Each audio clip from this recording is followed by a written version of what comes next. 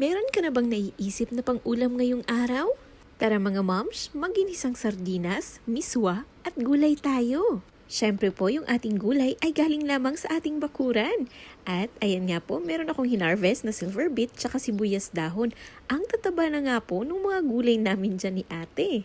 Kaya eto mga moms, lutuin na natin. 2 5-5 sardines nga po pala yung nilagay ko dyan. Tsaka spicy pa nga po, pero okay lang mga moms. Nagdagdag na rin ako dyan ng tubig para madaming sabaw. At syempre po, para maglasang sardinas talaga itong ating sabaw, ayan pa nga po at dinurog-durog ko pa siya ng kaunti.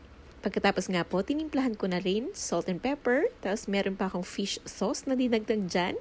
At ito na nga mga moms, yung tirang miswa ko pa nung nakaraan, abay syempre, nung pagkahugas ko nga po nitong aking gulay, ay binabad ko muna kaunti doon sa asin at tubig. At ito na nga po, nilagay ko na konting kulo pa mga moms, nilagay ko na itong sibuyas dahon at